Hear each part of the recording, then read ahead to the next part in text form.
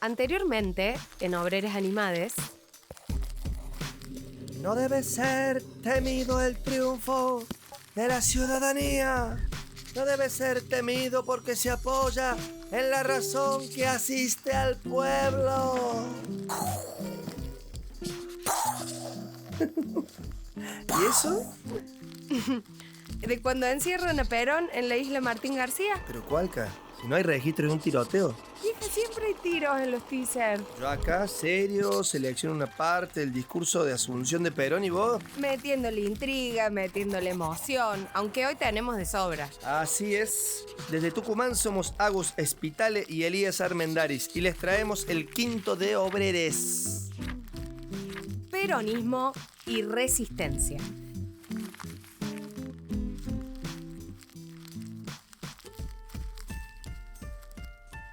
Que vamos a empezar retomando a Evita, porque podemos decir que fue a partir de su muerte que salta la ficha fuerte del antiperonismo y Juan Domingo un poco pierde referencia. Yes. Como vimos anteriormente, Evita tuvo un papel fundamental en la primera presidencia de Perón, entre 1946 y 1952. Se establece como un nexo entre él y las masas. Ocupa una oficina en el Ministerio de Trabajo y se reúne con las delegaciones obreras, las escucha. Sí, estuve leyendo y Evita fue una de las primeras damas, valga el jueguito de palabras. Eva apunta a ser algo más. El Partido Peronista Femenino, fundado en 1949 como una rama independiente del masculino. Con él, y junto a la ley de sufragio femenino, Eva aspiró a la vicepresidencia. Y que tenía todo el apoyo de la CGT. Pero los que bajan el pulgar son los compañeritos del general. Aparentemente sí, che. A último momento, para las elecciones presidenciales de 1952, Perón cede a las presiones del sector militar y elige a otro militar como vice. La cuestión es que Evita, que supo ganarse el amor y lealtad del pueblo, de sus descamisados, sus grasitas. Pero el 24 de septiembre del 51 cae enferma y tuvo que interrumpir sus actividades. Muere con 33 en julio de 1952 y queda en evidencia el sector que la odiaba, a ella y a Perón. El mentado antiperonismo, que celebra su muerte con pintadas de ¡Viva el cáncer! En algunos lugares, como el Palacio Ferreira en Córdoba, hacen literalmente fiestas. Sí, la gente piola de siempre. Recordemos que hubo un sector que sentía sus privilegios amenazados porque durante la primera etapa del peronismo, la distribución de los ingresos fue un 50% para los empresarios y un 50% para los obreros. Lo que significó que los obreros accedieron a lugares y posibilidades de la clase alta. Teatros, cines, escuelas, vacacionar en una playa, y los anti no deseaban ver sus espacios copados de gente que creían inferiores. Entonces, la muerte de Evita deja claro esta división social, pero también desaparece quien mejor representa lo que el peronismo significa para las clases populares. Se siente su ausencia. Cito a Juan Carlos Torre. Al perder la figura que mantenía vivo el activismo original del peronismo y sus consignas, apareció más que antes recibiendo los vicios propios y un orden autoritario seguro de sí mismo. Claro, el famoso Perón perdió la brújula. Pero sí, Torre habla de una última etapa llena de excesos autoritarios.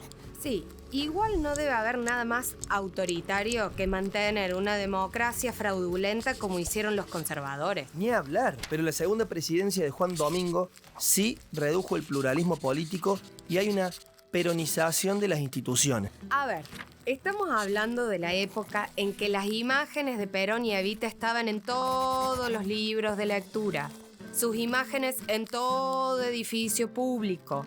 También hay testimonios de que corrían las papeletas de afiliación al partido por todas partes. Claro. Medio que la afiliación al peronismo pasó a ser un requisito para trabajar en puestos administrativos o públicos. Igual, lo que tengo entendido y he estudiado... ¡Qué bárbaro, Espítale! Y sí, es que la grieta que marca la diferencia es cuando Perón se mete con el Vaticano y ahí empieza a perder puntos a lo loco.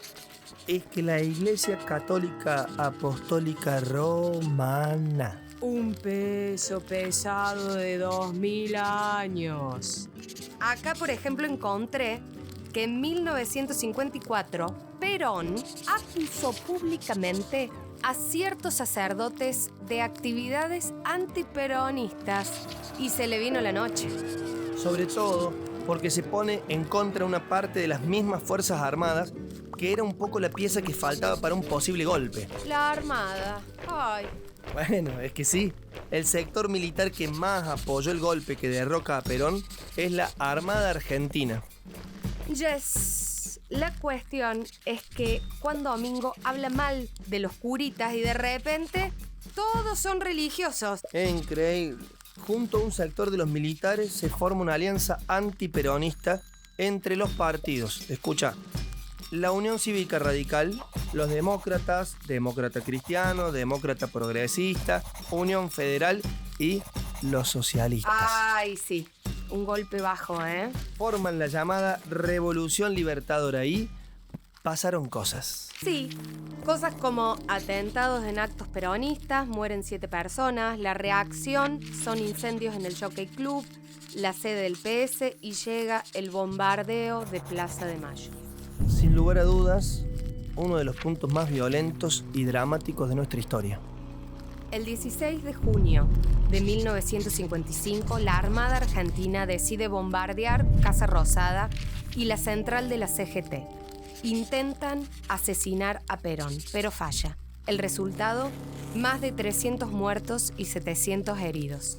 Un horror. Perón, advertido del golpe, se traslada al Ministerio del Ejército y el golpe falla. Pero el saldo de víctimas de obreros y militantes que salieron a Plaza de Mayo a combatir fue terrible. ¿Sabías que...? Epa, no se me adelante, prima. No, tontis. Es otro, ¿sabías qué? Te iba a decir que ese fue el bautismo de fuego de la Fuerza Aérea y la aviación naval. La primera vez que bombardearon algo fue el propio pueblo argentino. Claro, tristísimo. Sí, sabía lo de las pintadas de los aviones. Algunos tenían pintado una cruz dentro de una B corta, el símbolo de Cristo vence. Que después la resistencia peronista le va a agregar una pancita a la cruz y a hacer el Perón vuelve. ¡Qué pillos! ¡Qué maestro! Sí, y como todo, en un punto es también en el bombardeo de Plaza de Mayo que nace esta resistencia. Porque al tiempito, el 16 de septiembre, el general Eduardo Lonardi lidera el golpe cívico-militar denominado Revolución Libertadora y Perón inicia sus 18 años de exilio. Sí, pero como dijimos, el peronismo no acaba con Perón. El tiro le salió por la culata. Con toda su represión, la Revolución Libertadora también logró afianzar la identidad peronista en los trabajadores. Así es. El 13 de noviembre de 1955, Lonardi es derrocado por Pedro Aramburu e Isaac Rojas, otros militares, y la Revolución Libertadora pone énfasis en la palabra revolución, porque no cuenta con el apoyo del pueblo. Eran antiperonistas al extremo. Su objetivo era desperonizar al país. Se dio una revancha de clase. La dictadura elimina el partido, interviene la CGT, arresta a muchos dirigentes, prohibieron que se tuvieran imágenes de Evita o Perón, inclusive que se dijera su nombre en público. Una locura. En el ámbito laboral volvimos a la Constitución de, escucha, 1853, aunque con las reformas hasta 1898, un atraso que recorta las licencias por enfermedad, empeoró la seguridad social. Sí, las medidas peronistas fueron consideradas obstáculos para la productividad. Leí que hubo hasta tomatiempos que iban por las líneas de producción con un cronómetro para controlar los ritmos. A nivel sindical, los comandos civiles, o sea, básicamente gente armada que había participado en el golpe, habían ocupado los locales sindicales.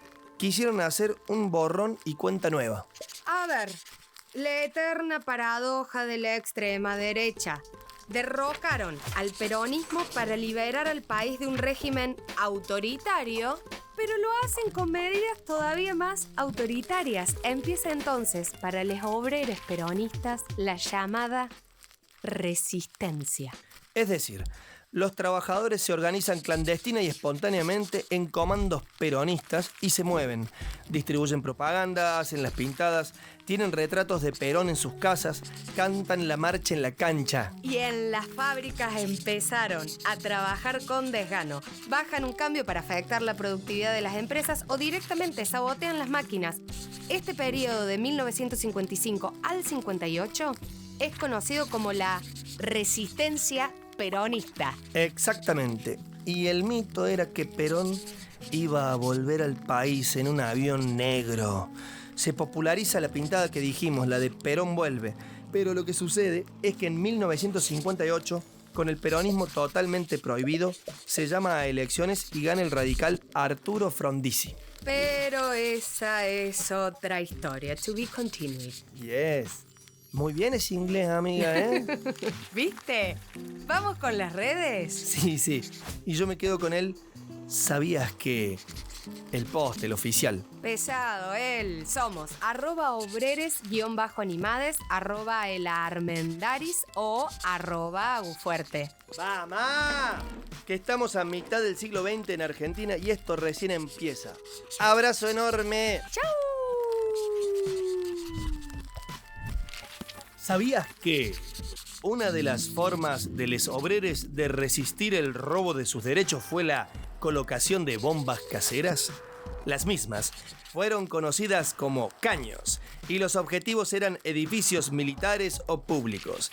Es lo que hasta hoy en día llamamos meter un caño y fue una manera heredada del movimiento anarquista. La preparación era muy riesgosa. Se necesitan 6 peronistas, se corta un caño cualquiera, se tapa de un lado y por el otro se coloca ácido sulfúrico, clorato y pólvora. Luego dejar reposar hasta el horario ideal y poco vigilado. Se lo deja en el objetivo y se grita: ¡Viva Perón, carajo! Bueno, algo así. El tema es que la confección de los caños representaba algunos principios de la resistencia. Sacrificio y trabajo no profesionalizado, en equipo y con gente común.